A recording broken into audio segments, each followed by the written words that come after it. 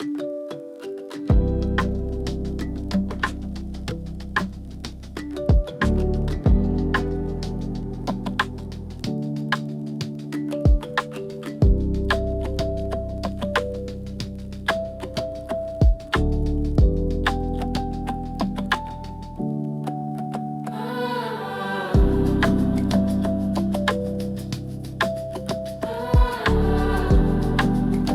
me, please. Same to last week, then, as Matthew chapter 12. So, first book in your New Testament, second half of your Bible. You can open on a device or in paper to Matthew chapter 12. Now, as you're doing that, we said last week that sometimes it's important just to pause, to stop, take a step back, and just remind ourselves what it is that we are part of and where we are going. What is the nature of the endeavor that we are part of? Why? Because it can so easily, this thing called the church, or church even, it can so easily drift very slowly towards something much safer and smaller than Jesus ever had in mind. It can become a time slot, just a little spiritual top-up, or a building, or some loose membership that I hold. But what we said last week is that what Jesus had in mind when he gave his commissioning was not something small, was not something safe. And so in this season where we want to revisit, we want to almost come and anchor ourselves once again afresh to 6 values that the church is actually meant to be.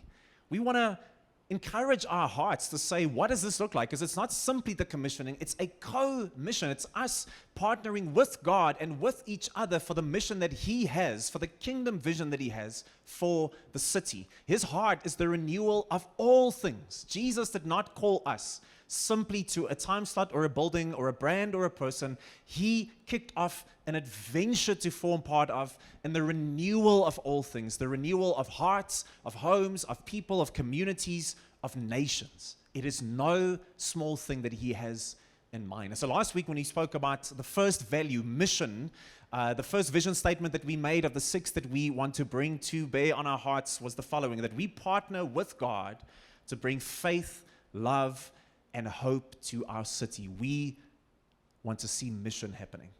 And so today we're taking our next step. Now let me take you back to a place that few of us want to go, a scary place called COVID-19 2020. And like vampires in the sun, everyone's like, no, don't take me there. Never again. Isn't it true that COVID feels like it happened very intensely and it never happened?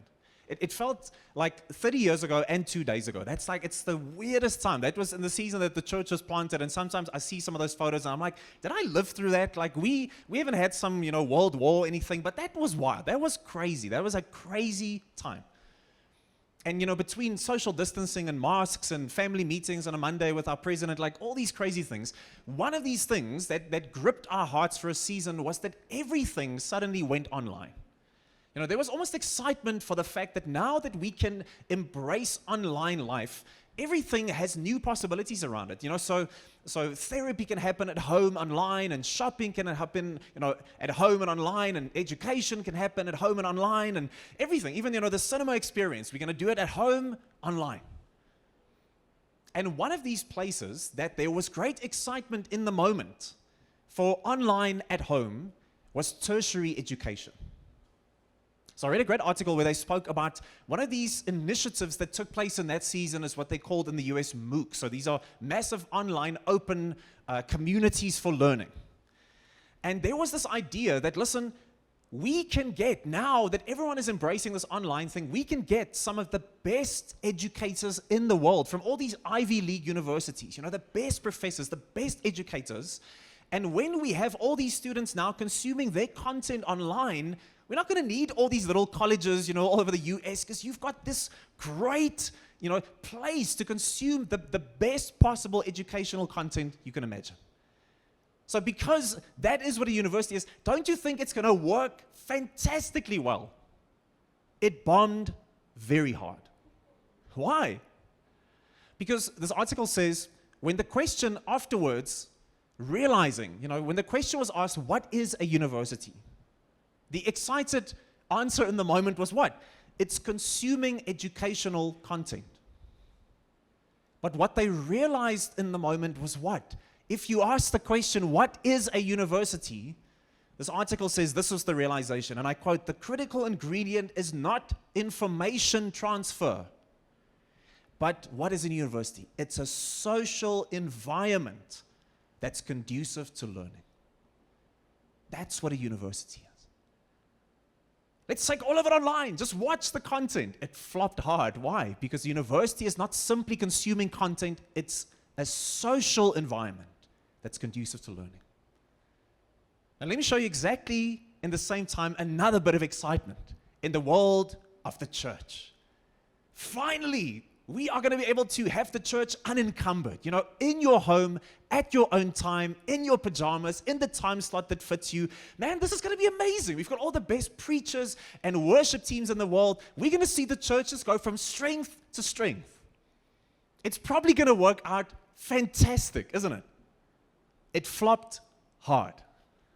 Why? In that time, after a couple of months, you saw record amounts of people watching sermons online, listening to great worship teams perform online. What happened? Record amounts of people disconnected not only from their faith communities, but from faith itself. Many of them taking years to pick up those habits again. Why? Because when the question was asked, what is a church? The answer was given, it's consuming religious content. That's going to work out very well. No, it flopped hard. Why? Because what is the church, we realized? It's not content consumption, but what is the church? It's a spiritual family that shapes disciples, followers of Jesus, and sends them on mission. The church is not content to consume. The church is a family to belong to and a mission to go on.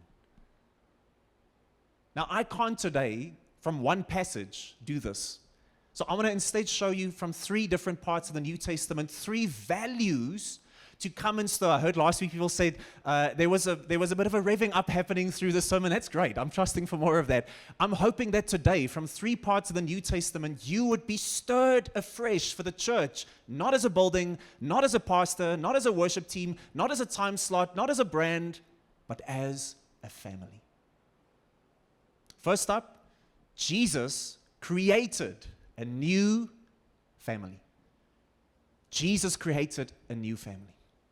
You see, long before the great theologian of family of our time, you know who that is? Vin Diesel from the Fast and the Furious franchise. Long before he spoke those sacred words, family, familia. Long before that, there was someone who had the original dream and vision in his heart for not an institution, not a religious ritual once every couple of weeks, but for a spirit-infused family that would work together, walk together, worship together. That wasn't Jesus' heart. It was no small thing.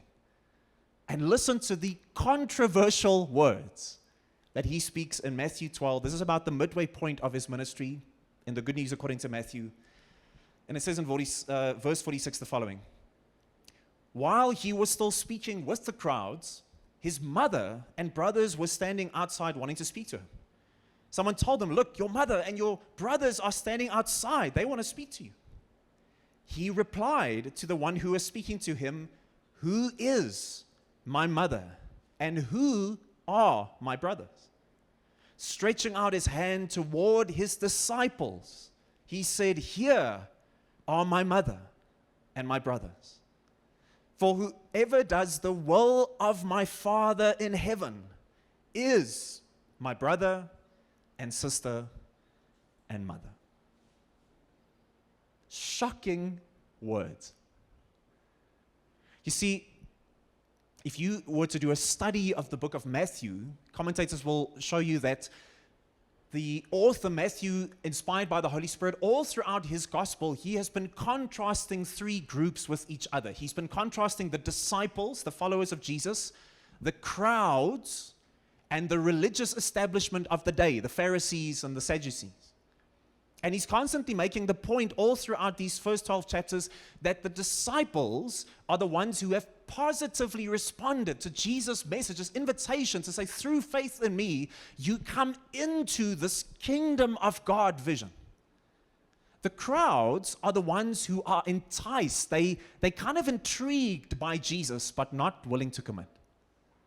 And then the religious establishment, the Pharisees and so, they just flat out rejected and opposed Jesus, his message and mission at every single step. And what's crucial here is that first line in verse 46 when it says, and while he was still speaking with the crowds. Commentators will say this is literally, if you underline that sentence in the book of Matthew, this is the gear change moment in the book. This is when he shifts the whole narrative of Matthew away from previously looking at the crowds, at those outside, and now his focus is going to move to those inside. He's been speaking powerfully to all of them, but now he wants to focus his attention in on those on the inside. So in other words, this is a massive moment. It's like the author is saying to us, guys, Jesus is about to lay down DNA as to what his global vision for his people will be. And what happens? His family comes to him, his blood relatives, and they want to come and face Jesus because the man has lost the plot. He calls himself the Messiah of the Jewish people. I mean, people who do that, they get killed historically, and that happens quite a bit. And so they're concerned with Jesus. And you'll read in passages like Mark 3:21, when his family heard this, they set out to restrain him because they said he's out of his mind. Or John 7, not even his own brothers believed in him. They're like, come on, come back to the family, come with us. And Jesus says, who is my family? Because in fact, he's saying, come with our family, come home. You know who is my family? And he points to these men and women around him, these disciples, and he says, they are family. Shocking. We don't understand, because we live in a very modern individualistic culture, we don't understand how collectivist the ancient Near Eastern people were. In these cultures, family was not something, it was everything. Your life was based around family and family rhythms and family values. It was not a hierarchy of values with family near to the top. It was the whole thing. Even to this day, you know, other collectivist cultures like the Japanese even, when missionaries went to Japan for the first time, they would come back and say, the people are so receptive to the message of Jesus and his kingdom. But many of them say, if I cannot have my whole family, even my ancestors, come with me into this kingdom, I can't do this. We don't understand collectivist cultures. And here, where family is everything, the family says, come. And Jesus says, you know, it's my family. These followers, they are my family. That's wild. I can't believe that his mother didn't just slap him on the spot there.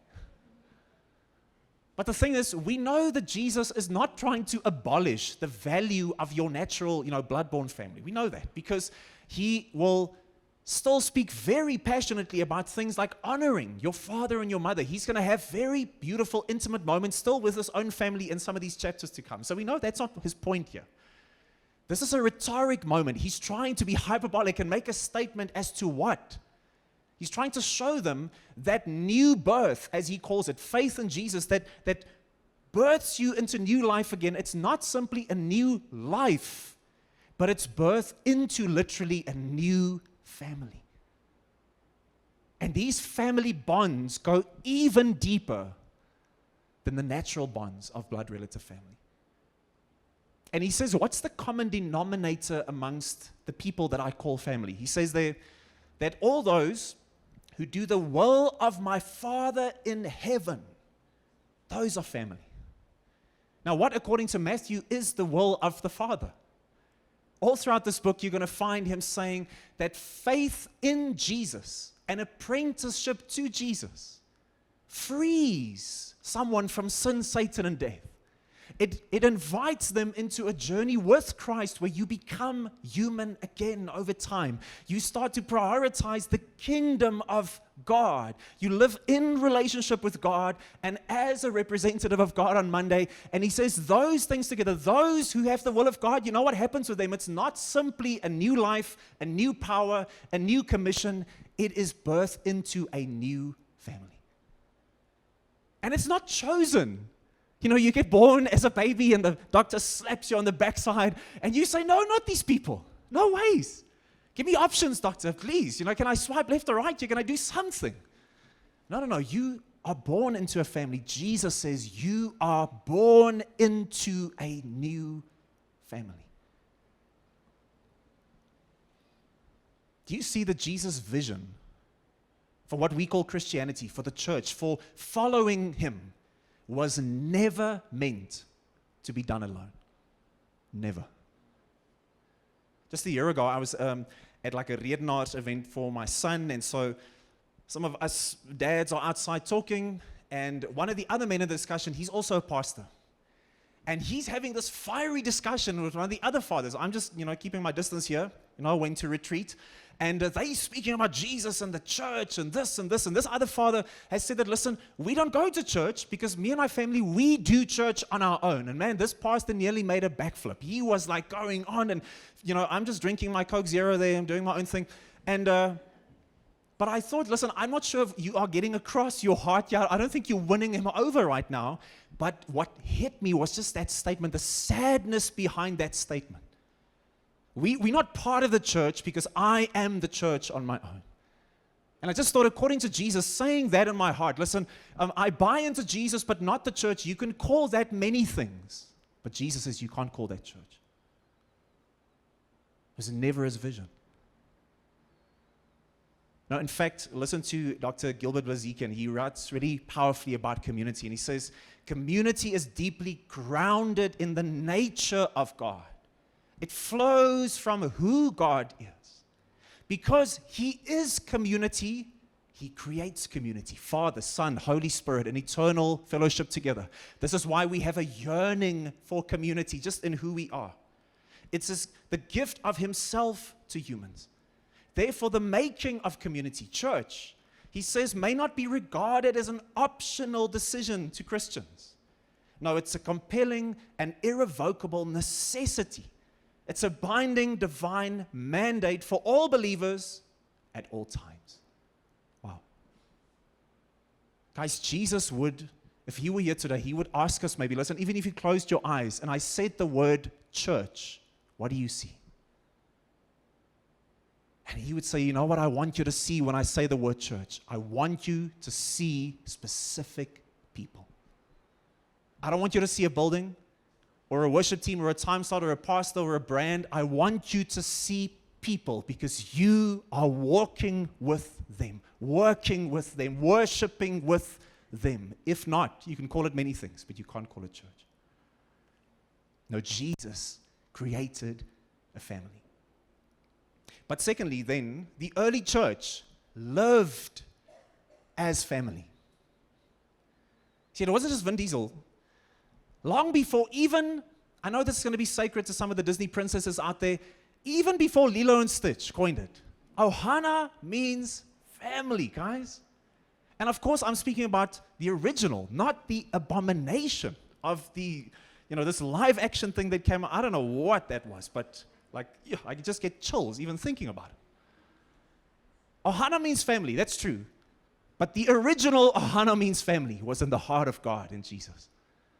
He said, I have no interest in launching a dead institution. I have a family of which I am the head of that household in mind, a spirit-infilled family. And so listen to how the language of the early church immediately adopted this heart of saying not buildings. You know how difficult it is to find excavations of church buildings from the first century? You almost can't find them. Why? Because the early church never prioritized the temple, they prioritized the table. So this is how they did life together. So for instance, Paul writes to Ephesians 2:19, and he says, so then you are no longer foreigners and strangers, but fellow citizens with the saints, members of God's household.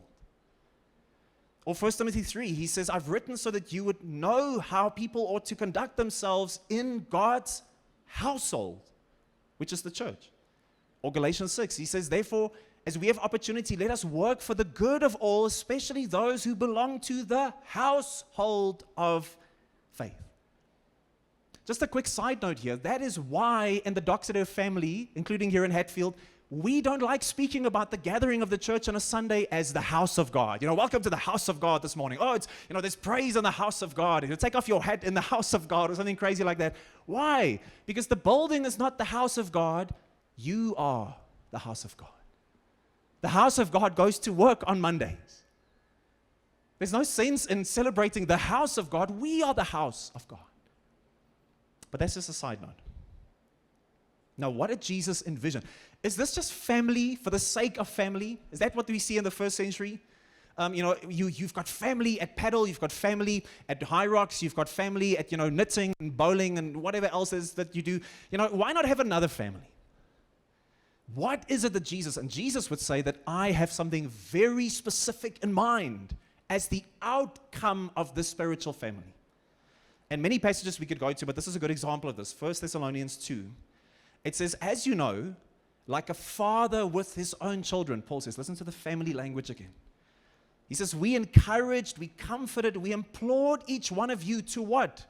To walk worthy of God, who calls you into his kingdom and glory.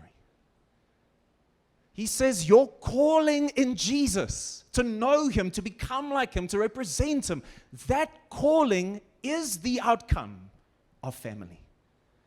It is in this family that we belong to that we are shaped into the image and character of Jesus and sent onto mission. That's why in the Doxeter family we speak about family on mission. Do you see how these two values work together? If you on a Monday as a pediatrician or programmer or poet or plumber, whatever it is that you do, the calling that God has upon your life, as you go on mission on a Monday, and as we said last week, you're bringing faith and love and hope to our city, guess what? As you experience opposition or setbacks or conundrums in my career, difficult issues, that should stir a longing for family again. Man, I need the support and the prayers and the food of the people in my faith life. And as you are in family, that should stir you again for Mondays and say, God, what is the mission that you have for me? It's not family or mission, it's family on mission. Here is where this must be nurtured in our hearts. And that's partly why as well we feel in the Doxeter family for Hatfield, we feel such a strong burden on our hearts for what we call multi-ethnic and multi-generational church. Guys, in our city, in the story of our country, just listen to, there was a newspaper article in 1995, just 1 year into this dream of a rainbow nation. And it asked the question, what is South Africa? And it said this, we're 20 million women, 19 million men, 8 religions, 25 church denominations, 31 cultural groups, 14 languages, 9 ethnic groups, 1 country. That's wild. We are one of the most diverse fruit salad-like countries in the world. And with the history of our country and some of the pain in our people still and some of the challenges, guess what, guys? If we say it is up to the politicians to create a new South Africa, you are sorely mistaken. Because it is the vision of the church. I 100% believe that it is only the church of Jesus that has the resources and the reasons internally in the gospel to not just bring people to God, but to one another as they come to God. This is part of the reconciliation of all things, as 2 Corinthians 5 says. God is reconciling people to himself and to each other. And a city as divided as ours, and a country as broken as ours, we need this as part of our mandate. I love Owen Ince Jr. He's got a great book called The Beautiful Community, and listen to how he writes about just the theology of the New Testament. This is not incidental, this is the gospel. He says the church is a living sign of the union of all things in Christ, because he supernaturally reconciles us to God and to one another by the power of His Spirit. So refusing to pursue this reconciliation is akin to resisting the heart of God. It means failing the calling we have been given as the people of God. Now, the ministry of reconciliation, demonstrated in the local church by the gathering of people from diverse backgrounds and cultures and ethnicities, it is the natural outworking of a rich biblical commitment. This is who we are, and this is where we are going together. And so therefore, if last week our first vision statement was that we partner with God to bring faith, love, and hope to the city mission, our vision statement for week 2, the second cultural value, don't allow the church to become such a safe and small thing in your mind. No, grab hold of this today. Secondly, that we journey together then as a spiritual family where no one walks alone. No one is meant to walk alone. Now, Jesus created it, and the early church lived it. And therefore, lastly, that brings something upon our hearts to bear today. And what is that? That you and I then have to choose family. Jesus created it. The early church lived it. You and I have to choose it. We have to fight for it. Guys, if you've been in our new partners process, becoming a member, as we call it, partnership, you would have heard me say this already. But I don't think there's a more powerful picture of what leads to the nurturing of this kind of family than the commitment that we see in the early church that came not from religion, not from compulsion, but came from Jesus. So Acts 2, verse 41, this is often called the birthplace of the church. The context is Jesus has been resurrected in power. The Holy Spirit's been poured out at Pentecost. Peter stands up and he preaches the Spirit-filled sermon. And listen to the effect of this. It says in verse 41, those who accepted his message that day were baptized, and about 3,000 people were added to them. Baptized, by the way. If you've not been baptized, if you're a Christ follower, you need to get baptized. In verse 42, the result of this is what? They devoted themselves. They devoted themselves to the apostles' teaching, to the fellowship, to breaking of bread, to prayer. And everyone was filled with awe, and many wonders and signs were being performed through the apostles.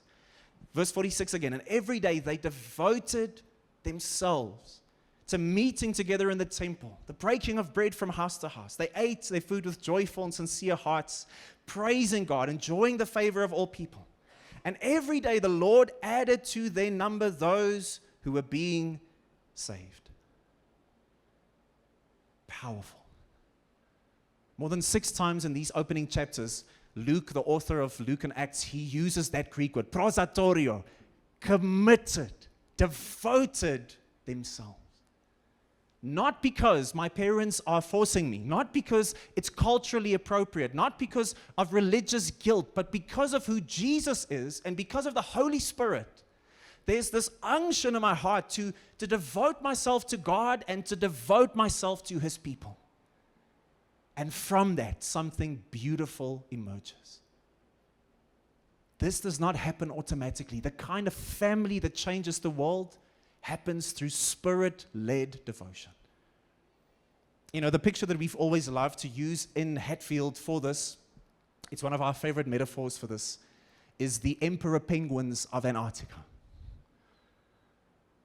You see, if your day-to-day reality is a nice sunny day and the Antarctic is about minus 20 degrees Celsius, then you have no choice but to do what the emperor penguins do. And what is that? They huddle together.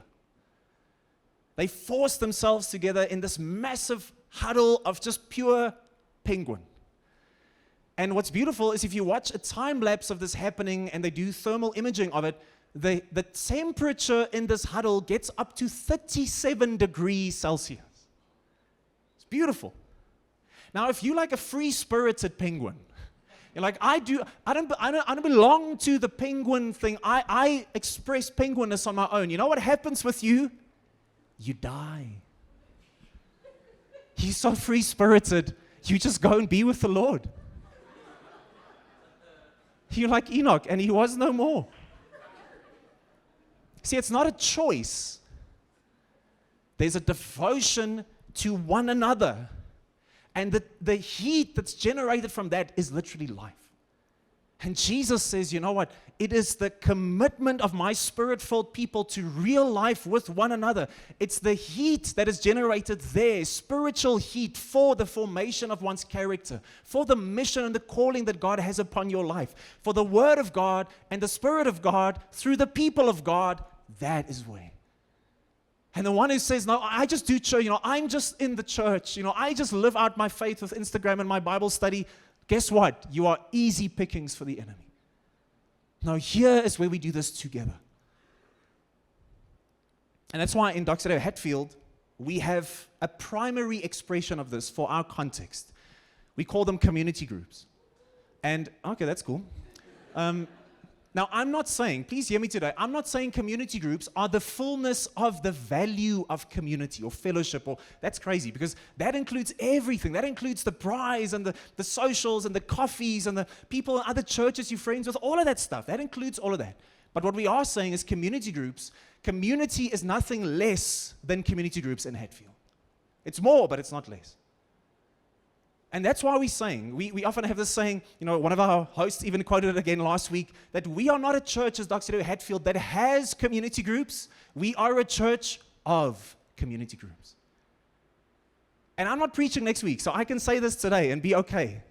As the pastor of this church, I'm telling you that our heart, our desire is that every single person that calls Hatfield their spiritual home, that you would form part of a community group. Every single person, every single couple. And here's what I think holds us from doing that. 3 things: priorities, perfection, and patience. Luckily, as it's raining, you're already in the church, so you don't have to worry. Priorities. Can I tell you the number one thing that keeps us in the province of Gauteng from really building powerful, life-changing community that sends us into mission? It's not the spiritual powers, and it's not sex, drugs, and rock and roll. The one thing that keeps us from that? Priorities. We are so busy. If I tell someone you need to be part of a community group, you know what they're going to tell me in Gauteng? The first thing they're going to tell me, I can't. I'm too busy. And can I tell you, after what feels like 17 months already in this year, I feel, with 3 kids and a full-time job, and a wife who's got a full-time job, we don't even have dogs. We've just got 3 kids, and I'm telling you, life is busy. But can I tell you today, it's true. You are too busy. You are too busy as a Christian not to be in a community group. You are too busy for that, to not be in a community group. This province will form you into its image unless you have the spiritual heat of people that believe in you and walk with you, that can correct you and rebuke you and encourage you and strengthen you, and you can do the same for them. We cannot negotiate this, guys. If you want to be punk rock as a Christian in this province, fight for community. Not as a negotiable, as a value of life. I often, at the New Partners event, I'll tell them about Esther, who was in our student community group, the last one we led in Bloemfontein still when we were living at the University of the Free State. And Esther studied medicine. So she had a very, marginless life as a student. She wasn't stuffing around. She was top of her class. And yet she was so devoted to the people of that group. And so the one Wednesday, we were just like, listen, we need to celebrate you, Esther, because I don't know how you do it. I don't know, with all the pressure and all, everything happened in your life. We don't, it's not like an attendance thing. It's a relationship thing for us. So it's just amazing how connected you are. And she had this kind of dumbfounded look, and she just said, because these are my people. And I want to be with my people. And I thought, this girl gets it. She gets Jesus. And guess what? That didn't happen overnight. Because these other 2, perfection and patience, we are spiritual nomads, constantly going from the one church and the one group and the one event to the other, waiting for the perfect people, where everything is perfect and beautiful and neat and tidy. Can I give you a secret that'll save you decades of just chasing your spiritual tail? You will never be perfect. It'll never be perfect. Can I tell you that my life was absolutely transformed in my early 20s, not because of Jesus as an abstract concept in the air, but because of Jesus in his people. It was the Wessels brothers, and it was Abel and Karin, and it was the Wimble family, and people that I can just names upon names upon names. If I think about the church, I think about those people because God impacted me. But here's the thing, guys. You might hear some of those stories that I tell with such, joy in my heart about those founding years of my faith and think, man, you guys had something so perfect. It was far from it. It was never perfect, but it was what Jesus had in mind. And as long as you keep on searching for that, you'll never commit. Because patience, guys, this is not going to happen overnight. You know what actual community looks like? People who fight it out together to create something that are never settled in their hearts with what this could be. Imagine what the value of community could look like in Hatfield. I'm not a passive consumer of community. I am a co-designer of it. I'm an investor in it. I want us to be absolutely world-class punk rock in the way that we say in this city, in this province, community comes first. You're thinking, time, energy. Can I give you another secret? You will never, ever get a Wednesday or a Tuesday or a Thursday evening, whenever you guys meet Saturday morning and think, I've just got so much margin right now. It's amazing. I've got so much energy. My time is just open. I don't know how this happened. I can't wait for community. I told you guys last week Wednesday, after 15 years of being in community groups, Wednesday morning again, I messaged my wife and I'm like, I don't want to go to community group tonight. And I mean, it's hosted at our house. So it's like, I don't want to go down from my room into the living room. That's what I'm saying. But my wife knows me, and she knows church, and she knows Jesus, so she just ignores me. Because she knows by the end of that evening, when the final person is left and our gate is closed, I'm like, thank you, Jesus, for this in my life. Thank you, Jesus, for people that walk with us, that worship with us, that work with us. It'll never, ever fit your schedule, ever. It will never fit your energy. You have to plant community group at the middle of your week and have the energy of your time and studies and work flow around it. That's why, famously, Hebrews 10 says, let us consider one another in order to provoke love and good works, not neglecting to gather together, as some, and listen to this word, are in the habit of doing. Oh wow, I guess community is not a coincidence, it's a habit.